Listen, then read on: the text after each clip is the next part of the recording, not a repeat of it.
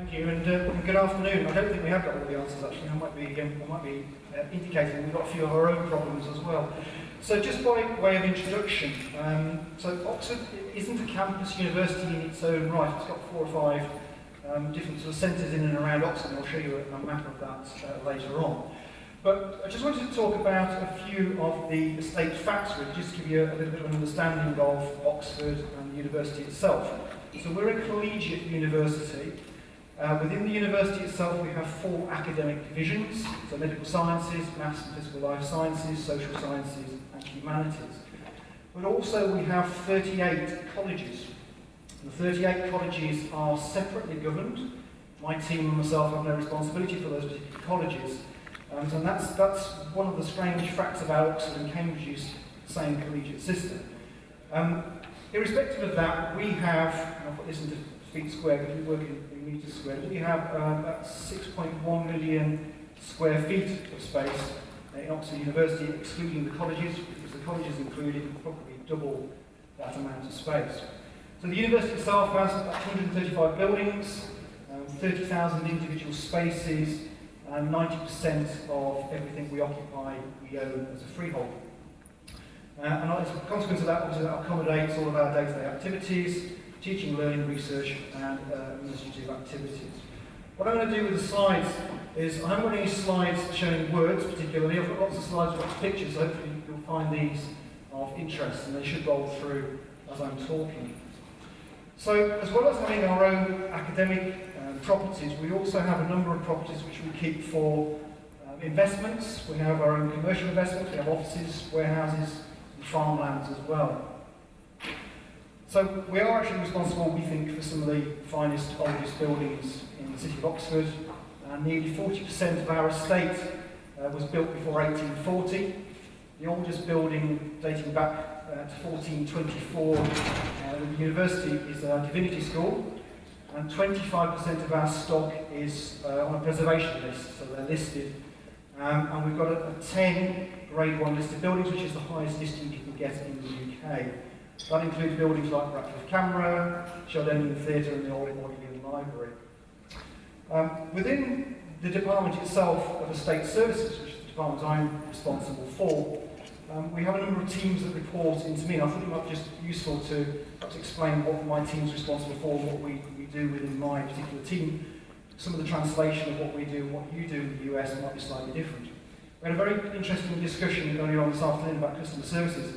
I was saying that one of the things we try to instill into my team is customer service excellence, and we're trying to get a national accreditation for that for our estate services team.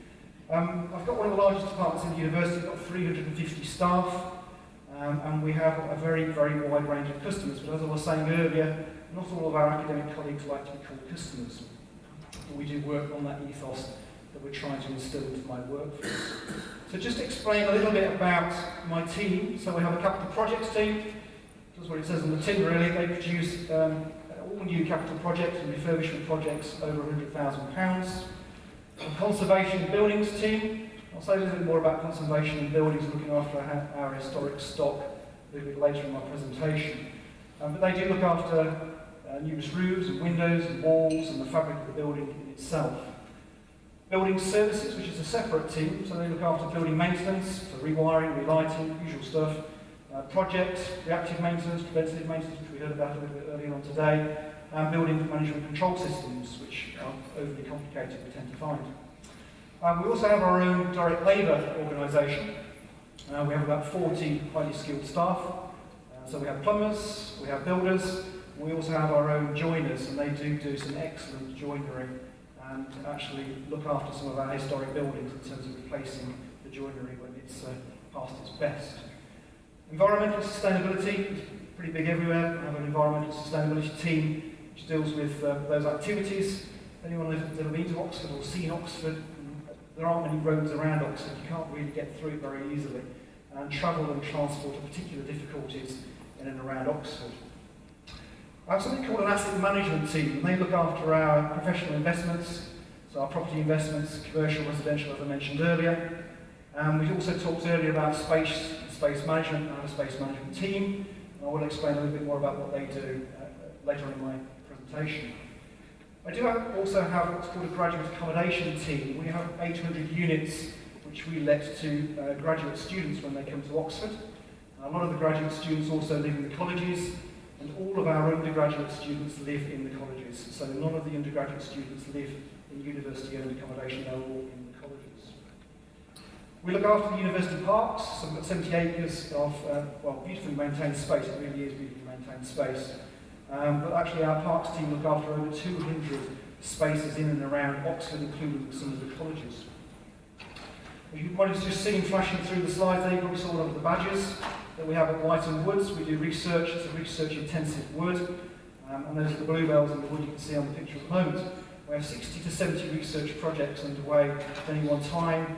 A lot of it's looking at climate change, but also ecology and preservation of the wood's flora and fauna. Now, facilities management in my team is mainly soft FM, so they look after cleaning contracts, catering contracts, waste, building safety, compliance, porterage, and look at the strategies to really try and benefit the wider university. Now, interestingly, facilities management in Oxford is only about 5 or 6 years old, so it's a pretty young team. And that team only looks after about 25% of the university's overall stock, so it's quite a small area at the moment. And there's been some resistance to actually introducing FM right across the whole of the institution. And that's because a lot of departments already have their own FM managers. So Oxford, if you know anything about Oxford, it's probably one of the most evolved cultures in university structure. It's quite difficult to make those changes. But we live and we learn, and we try to produce more activities, economies of scale, value for money, and try and convince our colleagues that actually we can provide that integrated service. Security services comes under my remit. We're a 24/7 security team, basically making sure that our staff and students are secure, and the physical environment across the estate is protected. And then, just by way of conclusion, I have a small finance team and business administration team that look after human resources personnel and some IT as well. So just moving on then, I'm just going to say a few words about our estate strategy. This is 2013. But actually, it's quite a useful point here, just wanted to bring to your attention really. So I don't know how good that picture is from where you're sitting, it's a bit murky from here, but so Oxford in itself, that's the old historic part of Oxford. It is called the city, but it's not a very big city. Everything that you see in red, is university, either university owned or university occupied. These are the hospital sites out here to the east, but most of the core sites are in the centre of the city itself. As you can see, that's our science area, that's probably what you could closely call a campus, but everything else is spread around the city. We have one rail line, one rail line which runs through from north to south, and then the roads that go into the city itself, they basically all converge on the centre of the city. There's no real ring road, we have a road right around the outside here, but if you're trying to travel into Oxford, I would suggest you don't travel by car. It's particularly difficult to get into Oxford, and traffic is a notorious problem. So one of the things we put in our estate strategies, just one or two things I'm going to share with you today. The first one's about looking at all of our properties and condition and functional suitability. So condition, we all know we've got backlog maintenance, we talked about that this morning in one of the other presentations, but also about functional suitability, and actually is the building still fit for use. So what we've done in our estate strategy is to try and combine those in a hopefully already reckon a coloured chart, which hopefully you can see at the top there. So anything green and yellow is really good condition, really good functional suitability. Anything getting down towards the red is pretty poor and probably really shouldn't have anybody occupying it. So we have one building there which was derelict and we had nobody in it. So we've got these in the estate strategy, and that gives us, and also our colleagues in and around the university, a very quick and easy look at what the condition of their building is and their functional suitability. Now we've got a wider map of Oxford, just showing what I showed before, really looking at the condition of our building stock at a sort of quick glance. So anything that we've got there in green or blue is in pretty good condition, so we've got quite a lot, but actually you start to get into the yellows and you get into people are occupying these areas but they're not great, and then the red, we've got many reds, we've got one there and one down to the bottom left, southwest corner. The reds really shouldn't be occupied, they're ready for renovation. I mentioned listed status, preservation status, so you can see everything that's not that lemony yellow colour has a preservation order on it. So most of the buildings in the centre of Oxford are listed with all the problems that come with actually trying to get approvals to do anything with those particular buildings. And then tenure, so everything in green we hold freehold of, so we own the land and the buildings. And then we have leasehold, the yellow space, mustily coloured space, which we have out to the east, is hospital embedded space, because obviously we have a partnership relationship with the local hospital. In terms of our key headlines from our estate strategy, and it's interesting to hear some of the points that were made by other colleagues earlier on today. So, prioritisation in investments on substandard teaching and research facilities, particularly in our legacy buildings, is something that's really important towards us. Working towards carbon reduction targets, and also a little bit more about that. We've got to do that in the face of being a world leader in teaching and research, and also in terms of expanding our research activity. We need to recognise that staff and students actually require facilities beyond those in which they work or are taught, so the spaces in between the buildings are as important as the buildings themselves in some cases. We've got to develop a property acquisition and disposal strategy. It might sound strange, but we've got some older buildings which aren't really fit for purpose anymore, and we want to build some new space, and we need to actually acquire the land to do that. And the land in Oxford is quite tight, so you have to be quite agile to make the most of the opportunities that arise. We also then need to consider the provision of graduate student accommodation. So the student numbers in Oxford, we've got about 21,000 students, roughly half and half undergraduate and postgraduate. Undergraduate numbers we think will remain fairly constant for the next few years, but postgraduates could expand, and certainly a demand from our academic colleagues in the academic divisions to actually expand the graduate student cohort. And that will mean, obviously, additional accommodation somewhere in Oxford that we've got to work with the colleges to develop. We also need to work closely with the local preservation groups and all of the local authorities to make sure we get appropriate approvals. And one of the interesting things that's been a problem is actually, within the university, is the use of IT and audio visual. We haven't got any consistent technology. We've got some which are excellent, some which aren't excellent, and anything in between, so we're trying to make sure that that is pulled forwards. The other thing we were looking at as well is actually to an international peer group of benchmarking. So part of the discussions I've been having while I've been over here is whether anyone's got any interest in actually taking part in any benchmarking. There might be some apples and pears comparisons, but it would be interesting just to have a look and see if there are things that we can look at together and see what's going well over here, perhaps what's going well over in the UK. Now we have a capital programme which is finally being agreed. It's £1.8 billion, which, talking to some colleagues in the room here, wasn't that large amount of money, but it's still a fairly large amount of money, particularly for a UK university. We've got 10 years to spend that money, and we need to make sure it's spent constructively and correctly. And it's for investment in physical and also IT capital to actually ensure that we achieve the academic strategy. Now, in the past, certainly before my time at Oxford, whenever money came in, capital funding came in, it was often linked to a particular department who wanted a particular new building, and there wasn't any strategy around what should be built and when it should be built and how it would be built. So what we developed over the last couple of terms is something we call the options appraisal exercise, which for the first time for us at Oxford actually considered the capital needs in the context of the university's estate as a whole and academic needs, and looking at academic planning.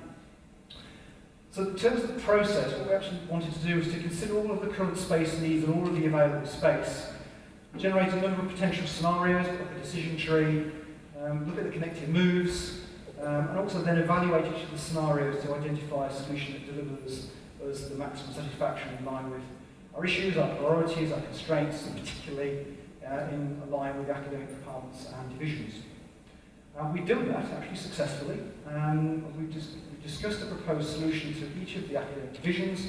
They have accepted it, and we now have the first 5 years of that programme agreed, and we are starting on site with some of those projects even now as we talk.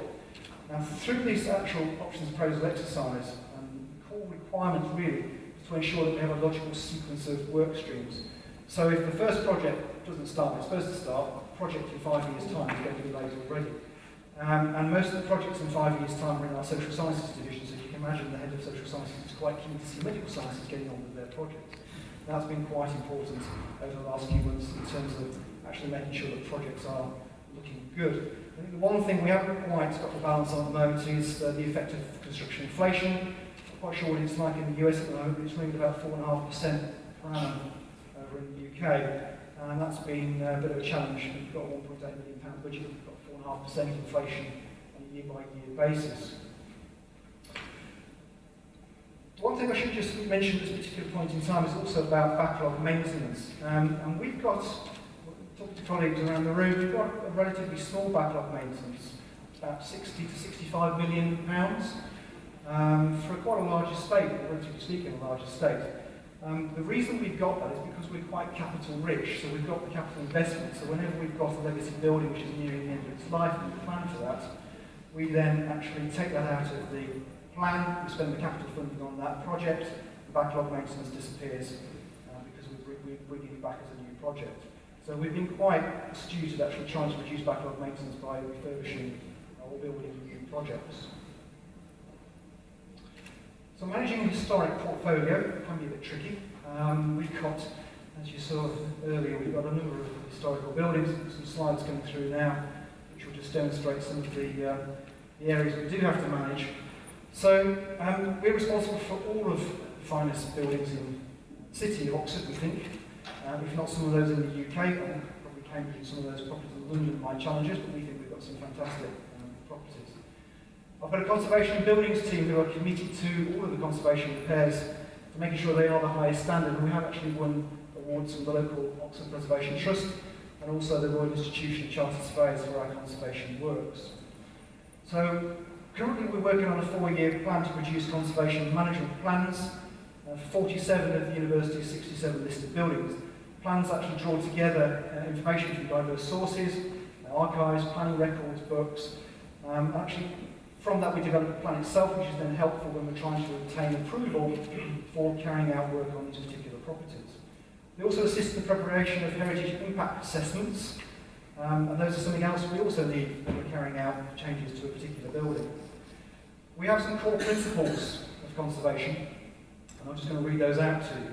So any repairs or alterations will be informed by an understanding of the significance of the heritage asset. Any alterations must be sympathetic to the building's significance as a heritage asset. Active consideration will be given to improving disabled access throughout the estate. A lot of our historical buildings obviously have very poor disabled access. Heritage assets and their original architectural features should be conserved, kept in use wherever possible, although change obviously is inevitable. And any alterations should incorporate where possible low and zero carbon technologies. Obviously in our grade 1 listed buildings we are not permitted to put in double glazing, so we have to be very careful about what we do in terms of those particular buildings themselves. Now the image you see on the screen here is, as you see it is a glass roof. And that particular building is our Natural History Museum. And it's a grade 1 listed building, and we took every glass tile off that building, we cleaned them all, we put them all back, and the light inside the museum, the difference because of obviously all the dirt and the muck that got in between the tiles, it was incredible. Now we've created another problem for ourselves because we've got so much sunlight getting in, some of the artefacts are starting to deteriorate. So you win one, you lose one.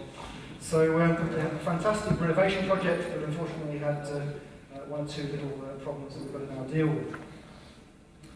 Sharing teaching spaces. So, interestingly, at Oxford, we have some really, really good teaching spaces. But sharing teaching spaces is actually a contentious issue. We have not fully introduced shared teaching spaces. Academic departments at Oxford actually value department-only teaching space, so they can personalise it to reflect the department's ethoses. I haven't heard anybody I've spoken to today or in any of the talks say that we've not got decentralised teaching space. We've got particular problems around that. There is a big downside, obviously, to having department-only teaching space, and really it does restrict the opportunities for us as a state provider, facilities provider, to actually let other academic departments or the students benefit from that space. So our utilisation, as we'll come to in a moment, is pretty low, actually. The availability of space is invisible. The tools are there, we know the software's there, but it just isn't visible at the moment. And the main issue is the cultural issue. So sharing is not an Oxford concept, and we do need to change hearts and minds. And also we do have the tutorial system, so in that our undergraduate students do have their tutorials in the colleges, not in the university itself. So our academics, whilst they teach at the university, they also have rooms in the colleges, and they teach small-scale tutorials in their rooms in colleges. Often academics actually have 3 offices. So they have an office in the college, an office in the university, and if they're at senior level, they may have an office in the headquarters as well. So space is a bit of an issue we're trying to grapple with. Obviously, if teaching space is left fallow for periods of time, we've got a major opportunity cost. The departments, as I say, actually can't use that space, and there's a potential negative impact on the student experience. And we're obviously very keen to make sure our students have the best experience. And also there's a financial cost in terms of capital. So we built it, we spent the money to build it, and then revenue costs, we're heating it, we're lighting it, cleaning it, and all the things that go with that. Interestingly, an independent review of the UK has actually suggested that a measure of less than 80% of general purpose teaching rooms under central control indicates an institution is not optimising teaching stock. That's us. So we've got to get to the point where we are optimising our teaching stock. There is an intention to introduce a shared teaching policy. We're working on it at the moment, and certainly any new buildings that we build will have shared teaching space in them, but it's slow progress.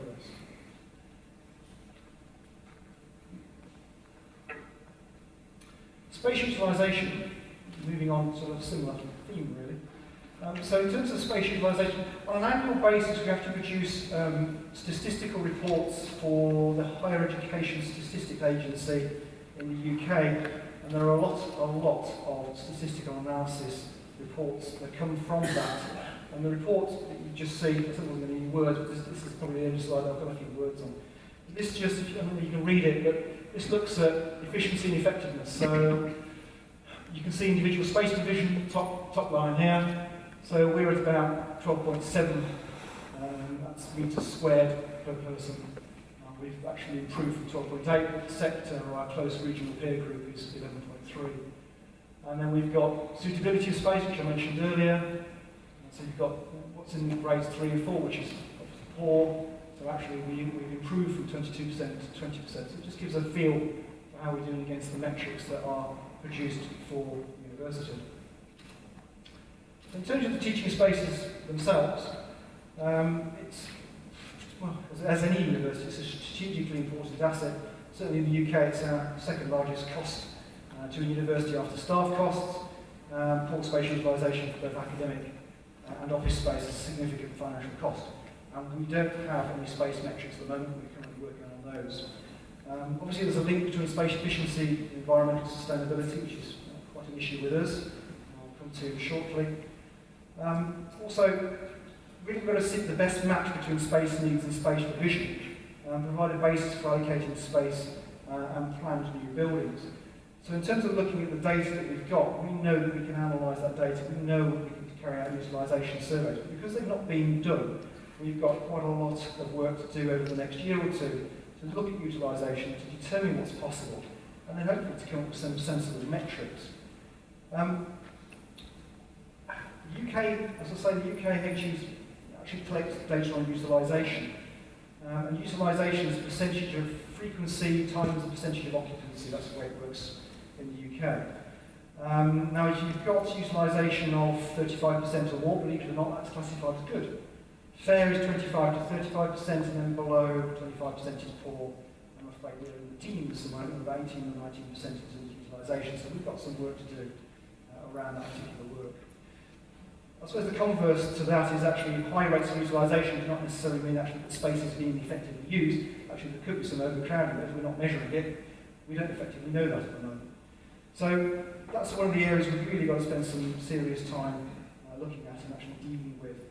We've got a team, a fairly new team actually to my department actually, that are really going to pick this up and hopefully drive some improvement through. And then hopefully win the hearts and minds of our academic colleagues to try and get a certain size office, certain size lab space, certain size admin areas. So open plan offices is generally fine for administration departments, so most of my team open plan, but I'm afraid in terms of our academic colleagues I'm going to struggle with that particular argument, particularly if a few of our academics have already got 2 or 3 offices, it's going to be a bit of a challenge.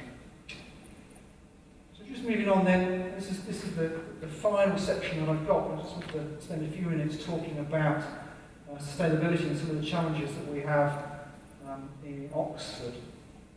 It's one of our key strategic themes in the estate strategy that I mentioned earlier, and we've agreed to reduce our CO2 emissions by 33% based on a 2005-6 baseline. But as the university is growing pretty much 5% floor area every year, and we can't change the baseline, that presents us with a big challenge. So at the moment we're just reaching the point where we're starting to change, to turn the oil tanker around. The key constraint we've got actually is our location, so I showed you the map earlier. We've got some evolution of the city centre itself of Oxford, but actually we are increasingly expanding to some satellite areas outside of the city when land becomes a particular challenge. So the challenges in the university itself around sustainability is that everybody's got a role to play and the university is growing. The historical value of our listed properties is our main challenge because they are protected. And also research is often energy intensive. So particularly around heavy research, which we have, our electrical and utility bills are way, way more than our gas. I'm sure colleagues have similar examples. So what we're doing, we prepared a carbon management plan. We're looking at on-site renewables. We've got some you might have seen just going through the slides there. We've got some ground source heat pumps. We can't put up wind. We've got some photovoltaic arrays.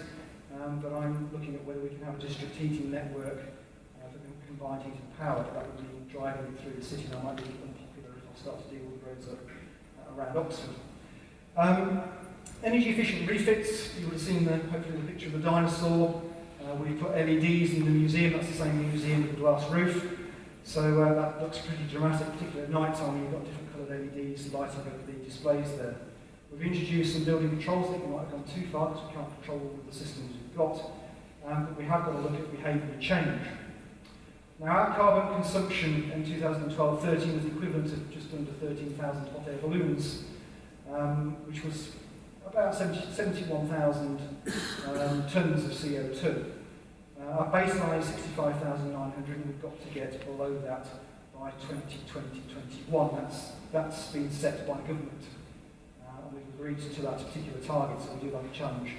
And we've got to work towards that, even though we are building new buildings and research-intensive buildings, so we have to find a different way of managing our energy and reducing our CO2. In terms of staff involvement, we have something called Green Impact Awards, something across UK universities.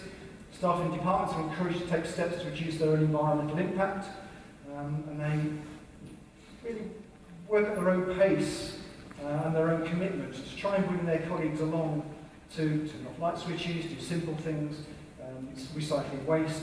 And there are awards, there's an award ceremony my Vice-Chancellor holds on an annual basis. Last year my team won a bronze. I'm expecting nothing less than a silver this year. We've got 32 teams involved in total. And it's actually a really good way of getting staff involved in initiatives around improving environmental sustainability. We also have student campaigns, student switch-offs, energy climate change campaigns. You'll see students in the images. And those are the students mainly in the colleges actually, so we do work obviously quite closely with the colleges to try and reduce their utility bills and the impacts on the environment. Waste and recycling is an interesting one. Until April last year, we didn't have a recycling contract. So we do now have a single supplier who will dispose of all of our non-hazardous waste. We do now have a recycling contract in place, saving us about £100,000 a year, which is a useful reinvestment back into the university. And all departments now actually receive a monthly report about their recycling rates, and they're quite keen to understand how that's actually going to affect their bills because they pay for their own waste directly. The biodiversity is an interesting challenge. We've got quite a lot. You saw the whitened woods that we've got our parks. We need to make sure that we've got best practice in terms of ground maintenance and maximising the space for wildlife. We've got badgers, you saw in the picture earlier. And we've got all sorts of issues in around some of our buildings. Oxford's particularly sensitive. The drawing that I showed you earlier of the green all around Oxford Most of that green is protected. It's either what we call green belts, and you can't build on it, or it's protected science nature space. So actually, we are limited by how much we can build on. What isn't green is probably floodplain. So actually, space is particularly limited. Now, I mentioned travel, and this is just the last point I'm going to make, really. So sustainable travel. Getting to and from Oxford is a particular difficulty, as I mentioned earlier. A lot of you, if you've seen any images of Oxford, you'll see students and staff and people of Oxford cycling around. The same goes for Cambridge. Cambridge is a bit flatter than Oxford. Oxford's got a few hills. But actually cycling is a major part of life in and around Oxford. I don't cycle because it's dangerous, because there's so many cyclists. So I tend to walk, actually. You can walk in most places around Oxford in about 20 minutes. So cycling's a big one. Public transport isn't great. Bus routes need to be improved. Staff can't get into work in the mornings. If there's an accident on the main roads, we've got major issues. So there are major problems around Oxford in terms of actually getting in and out. But there's now a transport strategy for the university which has been developed and agreed with our local authorities. And they're also looking to improve the traffic and travel infrastructure in and around Oxford. More railroad links would help. Electrification of the lines is ongoing, so hopefully that will help in the next few years, but we'll have to watch this space and see where we get to. I mean, simple things we provide in most of our buildings because we are a cycling city, so it's providing showers and lockers, simple things, offering bicycle loan schemes, mobile bike mechanics come out and look after people's bikes. We do run a car share scheme, which someone was mentioning earlier about car share schemes. We do enforce a restricted parking policy and permit policy on the university land. We don't have that many car parking spaces around Oxford and the university. I think we probably have about 400 car parking spaces, so it's quite small.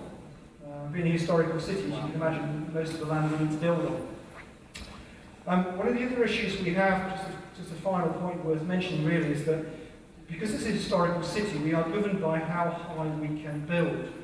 So we can only build as high as something called the Carfax Tower, which is a Saxon church tower in the centre of Oxford, but we can't go any higher than that because the planning restrictions won't allow us. So a lot of our costs and a lot of our energies go into building basements, which obviously is expensive in itself. So we do need to be careful around those restrictions and how that affects our environmental sustainability. But actually, building below ground is helpful to that effect. But the problem is we are limited for our space. So I'm going to pause at that particular point and perhaps take any questions, but I will just put up the next slide. That's my contact details. I'm sure they're probably in the pack itself. And if you do ever have an opportunity to visit us, you'd be most welcome. And that's our dog that guards our reception, so if you come to our offices and reception, you'll meet our dog. Over to you if you've got any questions. Paul, I understand the UK has a carbon tax or a climate change levy, and I doubt this country in the near future will have that. It would be devastating to our utility budgets if we had a carbon tax. Yeah. So are you exempt from the carbon tax, your campuses? No. If you're not, then share with us that transformation. When did it happen, and how did you double your utility budget when it did happen? The tax isn't as expensive as you might think, actually. So we spend probably £300,000 a year on the tax. Our utility budgets, it's about 16 million. So it's a relatively small fraction. Whether your tax can be taxed more in the US is a different matter, but it's a relatively small fraction. So it came in, it must be a decade ago. It's been gradually creeping up, obviously because the government put the tax back in. But we've been desperately trying, most of the universities in the sector are desperately trying to reduce our CO2 emissions, so we actually have less tax to pay. So lose-lose if that's the case. So that's why I concentrate so much today in the presentation about CO2 reduction, because that's a win-win for both of us. We have less tax and less utility costs. Paul, how was your baseline for emissions established when the tax came in? So the baseline, so government asked all the HE universities to establish a baseline back in 2005-06. That baseline was done on all of our emissions, so it's heating, lighting, all the usual research activities, everything we spend energy on. Baseline model was worked out from that, which established our CO2 emissions. And then we were asked to establish, actually, from that, what would our baseline be by 2020-21? And we would need to reduce from the baseline by 33% to that particular point in time. And that was a commitment by the Funding Council for England to government that all universities would reduce by at least a third during that period. So we had the baseline, and then below that we had a target. So even though we've been expanding as an institution, most institutions in the UK have been expanding. So there are more emissions, more utility costs, CO2 is still going up. And that was the next question I was going to ask was, as you grow, has your baseline increased? No. So you're held to whatever you had for square footage as a baseline, Absolutely. even though you're growing your campus? Yep. So your 30-some% increase or decrease could actually end up being 50 or more by the time you figure campus expansion. Well, that's what I mentioned about sort of slowing the oil tanker down. It takes such a long time to change direction. So where we've got to is we've got a target of how we're going to meet the emission reduction by 2020-21 for Oxford. We've just hit the line that we need to follow to make that reduction. But it means some of our buildings need to be naturally ventilated, and that can be difficult in certain climates. We're quite temperate, so we can get away with that. So natural ventilation, passive house technology, and then using some of the technology I mentioned about perhaps district heating and cooling networks, photovoltaic arrays and the like. It's the only way we can deal with it. But we need to do something fairly big in Oxford to actually still hit our target. That's my view. Any additional questions? How old is your oldest building? So the University of Oxford's oldest building is 1424, that's the Divinity School. But actually one or two of the colleges are older than that, so they go back to 1280. So yeah, quite old. Yes, it's only 78 years before. So, Paul, my question is, you've talked a little bit about the size of your budgets. Where's the money come from? Do you get any money from the government, for example, from UK, or does it all come from the central administration? Right. So a lot of the money comes from the government. In Oxford, we are more privately funded than publicly funded. Our students they get their loans out, that's what pays for their tuition fees. They take loans out to pay for their accommodation. But actually, the government have, until the last decade, funded a lot of the capital projects and capital work across the universities in the UK. That's where a lot of the money's come from, but they are cutting back. Obviously, we had the crash not that long ago, financial economy crash. Government cut everything, including HE. I'm fortunate that Oxford's fairly capital rich anyway as a UK university. I came from a small university before I moved to Oxford, and that was a university that was struggling, where they had no capital, and backlog maintenance and issues were rising. So it is a particular problem, but we are fortunate, shall we say, in Oxford.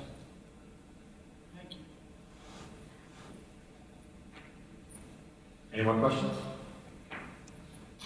Okay, well, Paul, you'll be with us at the dinner this evening, correct? Okay, well, thank you again for traveling this long way to be here with us.